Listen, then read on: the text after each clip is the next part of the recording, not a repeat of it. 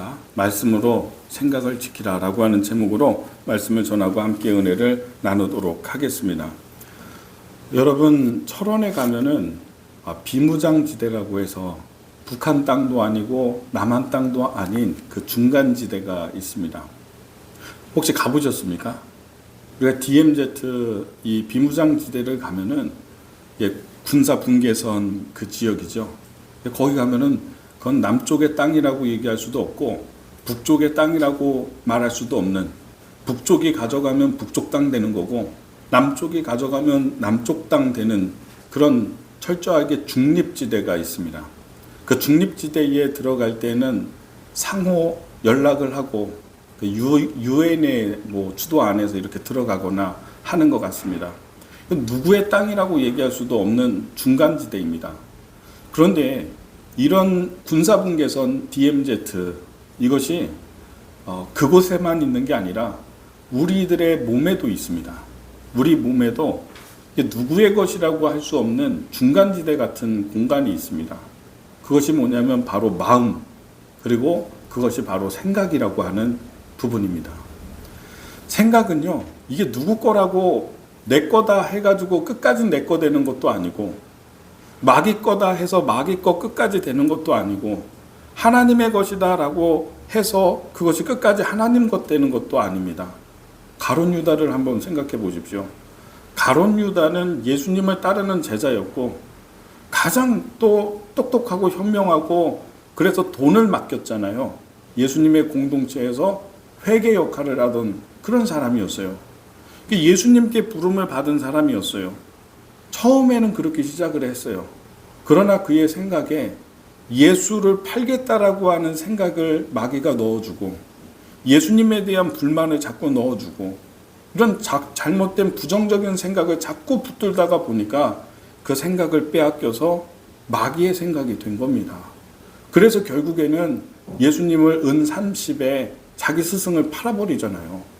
그러니까 우리의 생각이라고 하는 것이 영원히 불변하는 어떤 그런 공간, 이것이 아니라 어떻게 보면 중립지대처럼 하나님이 가져가시면 하나님 것 되고 마귀가 가져가면 마귀 것 되고 이와 같은 그런 부분이 아닌가 생각을 해보게 되는 것이죠. 여러분, 사도 바울은 예수님의 복음을 전하는 것으로 충만했던 사람입니다. 많은 고난을 당하고 매맞음을 당하고 파손하는 일을 당하고 돌에 맞고 쓰러지고 죽을 뻔하는 일을 숱하게 경험하면서도 그러나 복음을 전해야 되겠다. 내가 예수님의 복음을 증거하는 사람이다. 이 생각이 변함이 없었기 때문에 자기에게 있는 모든 고난과 아픔과 이것을 다 견뎌냈다라고 하는 것이죠. 여러분, 마귀는요, 우리에게 관심 있는 게 내가 잘생겼는지 예쁜지 저 사람의 돈이 많은지 이런 거에 관심 없어요. 마귀가 우리에게 관심 있는 것은 뭐냐면 생각이라고 하는 부분이에요. 생각이라고 하는 공간. 왜냐하면 생각 하나만 뺏으면요, 생각 하나만 마귀의 것으로 바꿔버리면은 전체를 다 지배할 수 있기 때문에 그렇습니다. 이스라엘 백성들을 한번 생각해 보십시오. 이스라엘 백성들이 노예 생활하다가 하나님의 은혜 가운데 출애굽했잖아요. 자유를 얻었잖아요. 그래서 자유 얻어서 가다가 홍해바다가 막히니까 하나님께서 홍해바다 갈라주셨잖아요. 길되게 하시고 거기서 구원하시고 이런 거 경험하고 매일매일 먹을 것 하나님이 만나와 메추라기 내려주셔서 다 먹었죠. 여러분, 40년 동안 의복이 해하지 않고 자기 신발이 해하지 않았대요. 일상에 하나님의 은혜로 그렇게 많이 부어주시고 은혜를 주시는데, 그런데 이렇게 많은 걸 내가 받으면서 누리면서도 마귀가 생각 하나 탁 뺏어버리니까 어떻게 됩니까? 100가지의 복을 받았는데 1000가지, 10,000가지의 불평을 합니다. 이런 거예요. 그러니까 마귀는 우리에게 내가 예쁜지, 내가 잘생겼는지, 내 삶이 어떻든지 이런 것에 관심이 있는 게 아니라 오직 내 생각에 관심이 있습니다. 이 사람의 생각을 뺏어야 되는데. 그래서 마귀가 마귀의 것으로 가져가려고 하는 것이 그런 마귀의 전략이고요, 계획인 것입니다.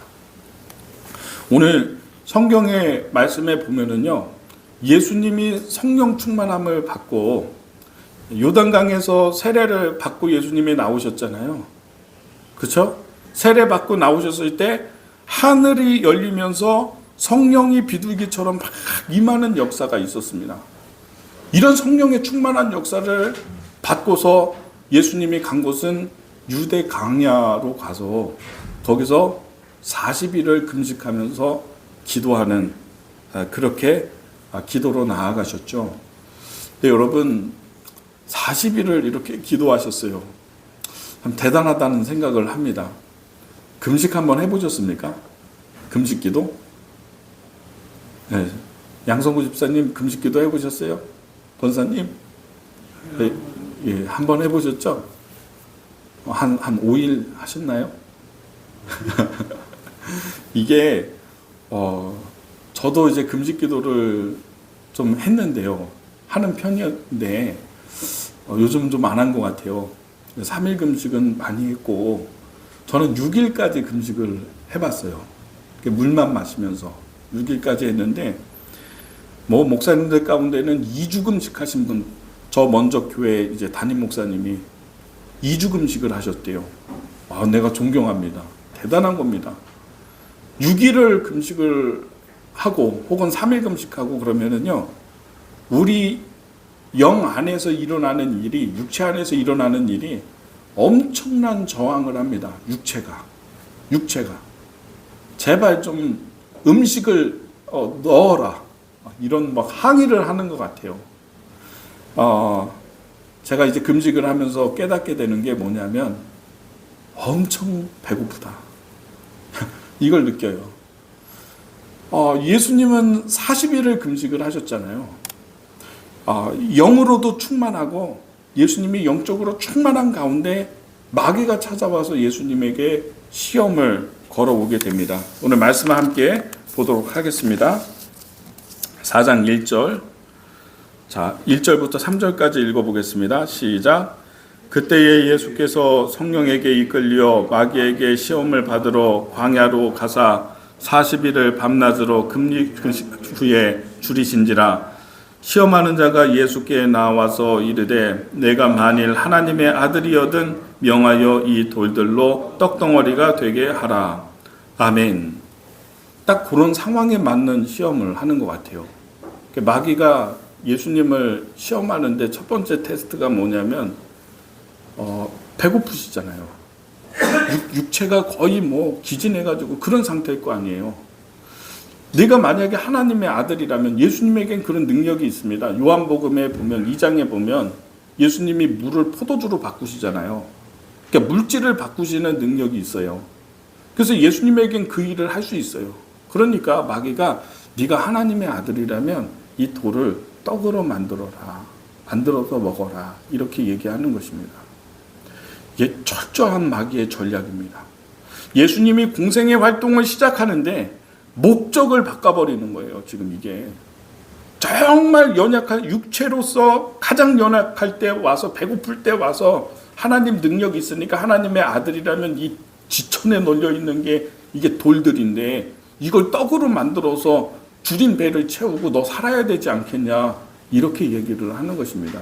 네가 중요하지 않냐, 내가 사는 게 중요하지 않냐, 일단 육체가 중요하지 않냐, 살고 봐야지, 산 다음에 사역도 있지, 이런 얘기겠죠. 능력도 있으니까, 하나님의 아들이니까, 할 수도 있으니까 이 돌을 떡으로 만들어라. 여러분, 하나님의 아들이 이 땅에 오셔서 하시는 일이 뭡니까? 내가 배고프니까 돌을 떡으로 만들어가지고 먹어가면서 하나님의 아들입니까?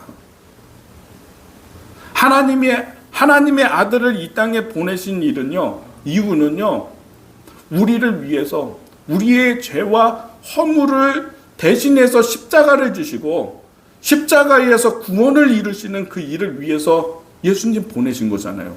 예수님의 사역은 그렇게 시작되는 거잖아요. 그 일을 위해서 십자가를 향해서 가는 겁니다. 근데 딱 예수님이 사역을 시작하려고 하는데 마귀가 돌을 떡으로 만들어서 그거 먹어가면서 이렇게 시험하는 거예요.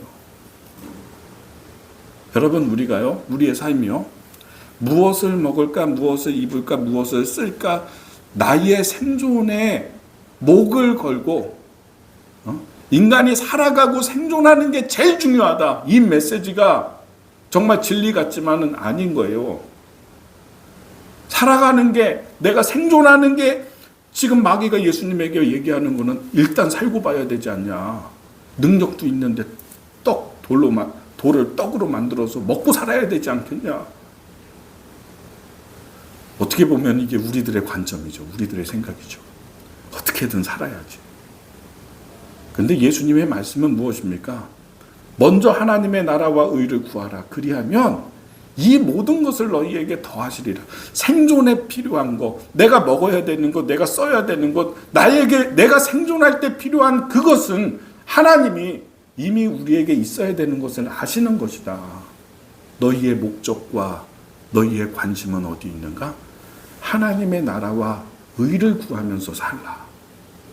그러면 나머지는 생존은 되는 거야. 다 하나님이 다 주시는 거야. 여러분, 이게 예수님의 메시지 아닙니까? 그러니까 그겁니다. 똑같은 거예요. 이런 똑같은 시험이 예수님에게 또 한 번 오는데, 그게 언제였냐면 예수님이 십자가를 져야 되겠다. 내가 이제 곧 예루살렘에 들어가서 서기관들과 제사장들에게 팔려서 내가 나무에 달려서 죽을 것이다. 죽게 될 것이다. 그러나 사흘 만에 부활할 것이다. 이렇게 예수님이 말씀할 때에 베드로가 예수님을 딱 막아섭니다. 그러면서 베드로가 뭐라고 얘기합니까? 그런 일이 주님께 있어서는 안 됩니다. 그러실 수 없습니다. 그런 일이 일어날 수는 없습니다. 근데 이게 대단히 예수님을 위하는 그런 이야기이기도 해요. 그렇죠? 내가 죽겠다고 하는데, 내가 죽는다 이제, 그런 얘기를 하니까 옆에 있는 사람들이, 사랑하는 사람, 그런 일이 일어나면 안 됩니다. 절대로 그 길을 가면 안 됩니다. 우리도 그럴걸요, 아마. 누가 나 죽으러 간다고 얘기하면은 옆에 있는 소중한 사람들이 그 길을 가면 안 됩니다. 이럴 거 아니에요. 당신이 죽어서는 안 됩니다. 당신이 생존해야죠. 당신이 살아야죠. 살고서 뭘 해야지. 그렇죠? 근데 그거는 베드로를 통해서 누가 얘기하는 거냐면 사탄이 얘기하는 거예요. 네가 중요하다. 네가 중요하다. 지금 네 생명이 중요하지 않냐.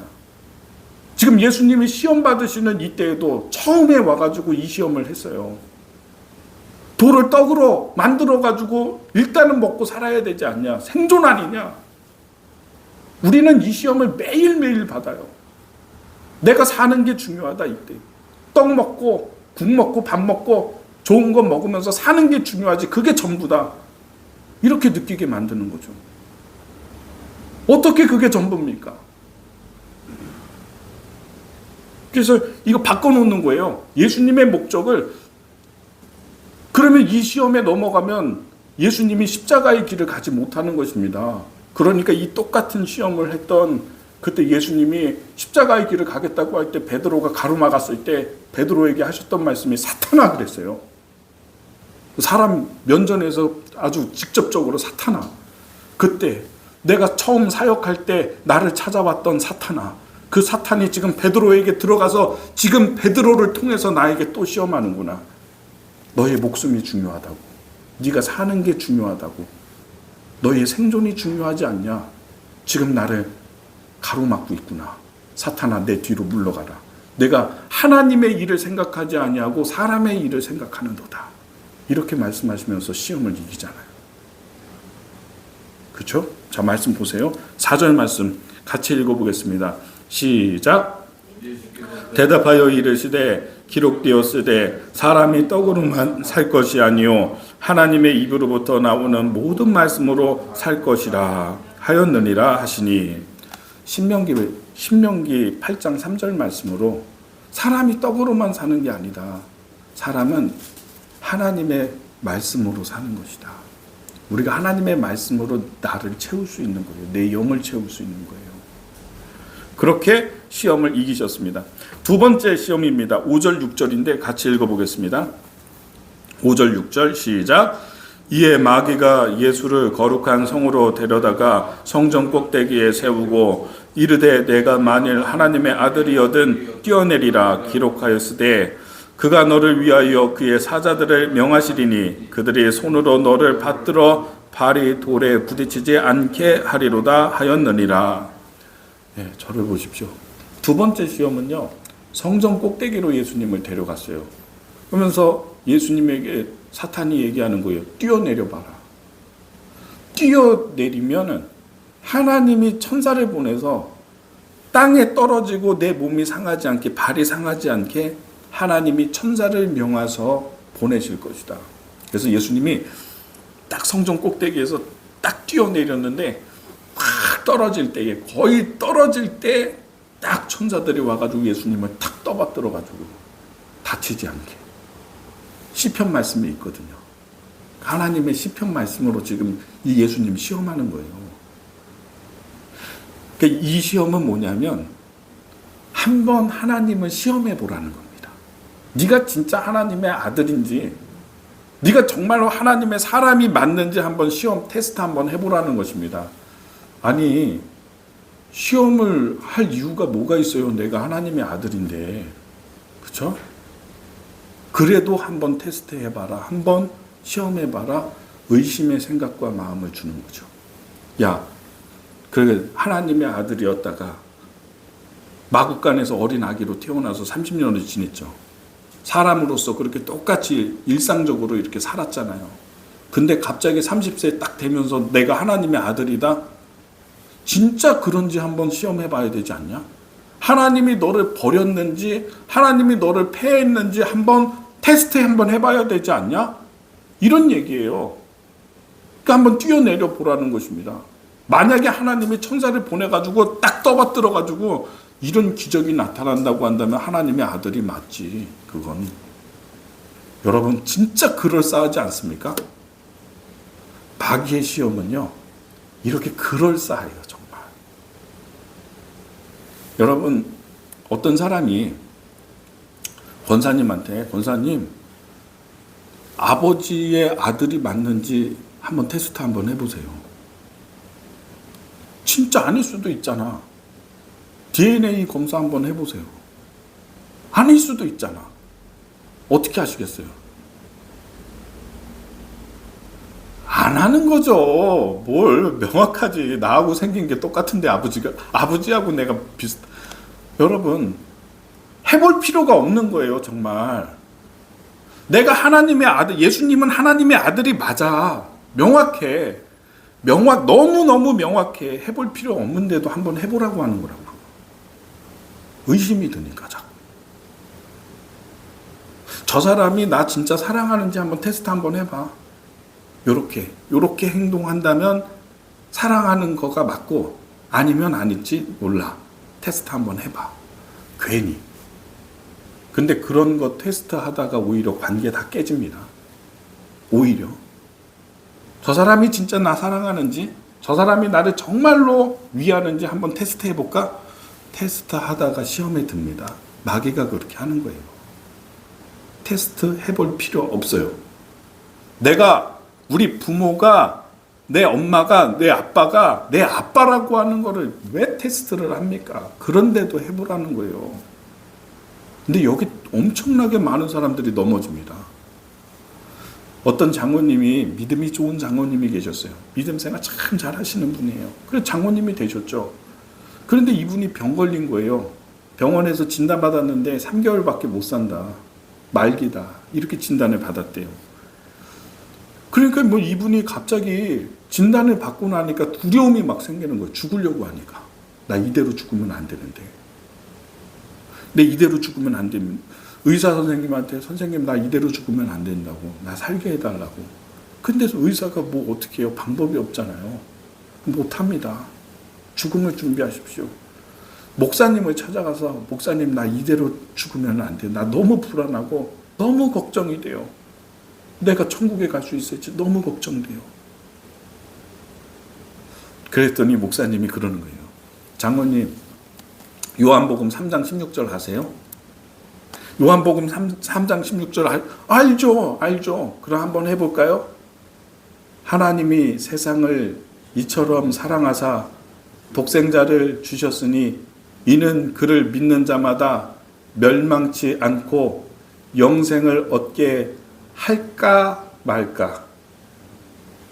영생을 얻게 하려 하심일까 아닐까.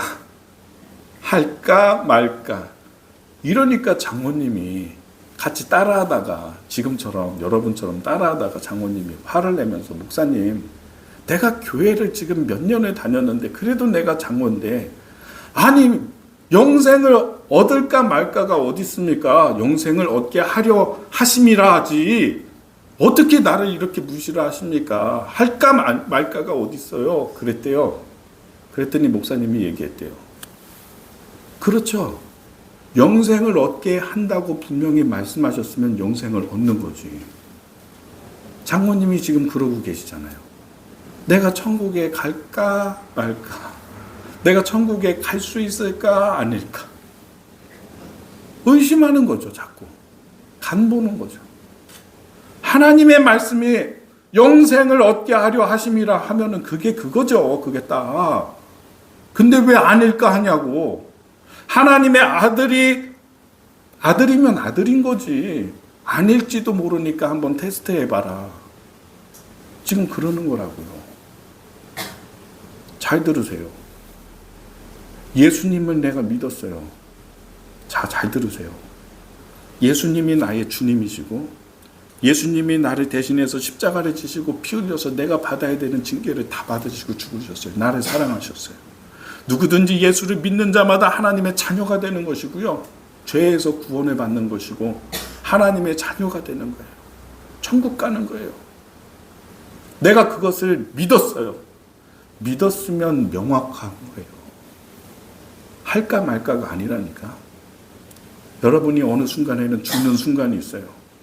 어느 순간에는 하나님의 부르심을 받는 가정에서 편안하게 부르심을 받았으면 좋겠어요. 그때 눈을 딱 감면 돼. 눈을 딱 감고 뜨면 어딘가에는 내가 딱 있겠죠. 근데 눈 떴는데 막 연기가 저기서 막 피어나고 불구덩이가 바로 앞에 있고 숨이 막히고 답답한 지옥에서 깨어나는 게 아니라니까. 내가 눈을 딱 떴는데 그런 현상이 아니라니까요. 내가 눈을 떴을 때에는 예수님이 나를 영접하고 예수님이 하나님 나라로 우리를 인도하시는 거예요. 할까 말까가 아니라고. 저는요, 이 두 번째 시험이요, 예수님께 한번 해보라고 하는 이 마귀의 시험이 이게 지금 우리에게도 오는 도전이라는 생각을 해요. 그래서 예수님이 뭐라고 하십니까? 7절 말씀 읽어보겠습니다. 시작. 예수께서 이르시되 또 기록되었으되 주 너희의 하나님을 시험하지 말라 하였느니라. 아멘. 신명기 6장 16절 말씀으로 주 너희의 하나님을 시험하지 마. 테스트하지 마. 믿음은 그런 거 아니야. 믿음은 믿는 거야. 믿음은 그거면 그냥 그건 거야. 테스트할 필요 없어. 자, 그랬더니 이번에는 예수님을 어디로 데리고 가냐면 높은 산으로 데려갑니다. 저는 이 지역에서 그래도 좀 오래 살았는데, 오래 있었는데 아직 관악산 꼭대기 가보지 못했어요. 관악산 꼭대기 가가지고 보면 서울 시내 다 보이고요. 날 좋은 날 보면 저 북한산까지 해서 다 보이잖아요. 그렇죠? 천하 만국을 예수님에게 다 보여주면서 나에게 한 번만 딱 절을 해라. 나에게 절하면 눈에 보이는 이 모든 천하를 세계를 너에게 주겠다. 이렇게 시험을 하는 것입니다. 자, 한번 보겠습니다. 8절 9절 말씀 읽어봅니다. 8절 9절 시작. 마귀가 또 그를 데리고 지극히 높은 산으로 가서 천하 만국과 그의 영광을 보여 이르되 만일 내게 엎드려 경배하면 이 모든 것을 내게 주리라. 아멘. 저를 보십시오. 세계 만국을 다 보여줘요. 이건 어떤 시험이냐면 예수님이 얻으려고 하는 게 천하를 얻고 싶은 게 아니거든요. 지금 예수님은 어떤 걸 얻고 싶냐면 십자가를 지셔서 모든 생명들, 모든 사람들을 얻기를 원하는 거예요. 여기 계신 분들 그 생명과 영혼을 얻기를 원하시는 거라고요. 근데 지금 네가 바라봐야 되는 거는, 추구해야 되는 거는 뭐냐? 내가 보여주는 이 모든 영광들, 세계들, 돈과 명예와 권력, 대통령 되게 해줄게, 총리 되게 해줄게, 12군단을 거느리는 승리를 줄게. 요즘에 한참 선거철인데요, 권력을 얻으려고 얼마나 난립니까? 지금 굉장한 싸움이 벌어지고 있잖아요. 그 세계를 줄게, 그 세계를. 근데 예수님은 그게 관심이 아니거든요. 예수님이 얻고자 하는 것은 생명을 얻으려고 하는 것입니다. 그러니까 마귀가 이렇게 우리들도 시험하고, 예수님도 이때 이렇게 시험하고, 우리도 시험하고 있다는 사실을 알게 되는 것입니다. 자, 보겠습니다. 10절 말씀을 읽어보겠습니다. 10절 시작. 이에 예수께서 말씀하시되 사탄아 물러가라, 기록되었으되 주 너의 하나님께 경배하고 다만 그를 섬기라 하였느니라. 아멘. 저를 보십시오. 경배의 대상, 예배의 대상은 누구냐? 마귀가 아니라, 이 세상이 아니라 무엇이냐? 하나님께만 경배하고 하나님만 섬기는 것입니다. 우리는 이런 시험을 지금도 받고 있습니다. 세 번째 시험은요, 예배에 대한 시험이에요. 예배의 시험. 진정한 예배, 참된 예배를 드리지 못하게 하는 거예요. 내가 예배하는 대상을 바꿔버리는 거예요. 세상으로 바꿔버리는 거예요. 내 마음이 세상으로 다 빼앗겨가지고 진정한 예배, 온전한 예배를 드리지 못하게 만든다고요. 저는 오늘 이 세 가지 예수님이 받으신 시험, 이것을 생각하면서 예수님이 어떻게 이 시험을 이겼는지를 한번 우리가 생각해 보기를 원합니다. 그거는 뭐냐면 하나님의 말씀으로 이겼어요. 사람이 떡으로만 살 것이 아니라 하나님 입에서 나오는 모든 말씀으로 살아야 하느니라. 신명기 8장 3절 말씀 딱 얘기해가지고 이기잖아요. 그렇죠? 두 번째 시험도 신명기 6장 16절 말씀을 가지고서 주 너희 하나님 시험하지 마. 신명기에 있는 말씀을 딱 예수님이 언급하면서 딱 이기잖아요. 그죠? 그리고 세 번째 시험은 주 너희 하나님께 경배하고 다만 그를 섬기라 하였느니라 하면서 신명기 6장 13절 말씀을 언급하면서 이겨요.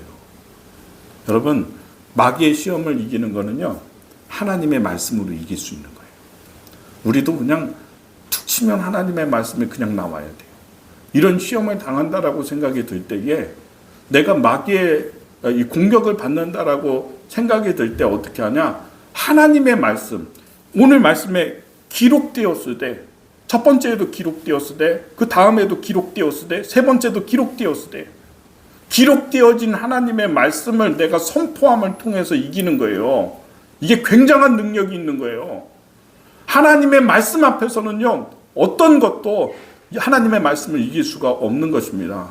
에베소서에 나오는, 여러분, 우리가 두르게 되는 전신갑축 가운데 유일한 공격 무기가 뭐냐? 하나님의 말씀이에요. 말씀의 검. 우리가 이 하나님의 말씀을 자꾸 선포해야 되는 것입니다.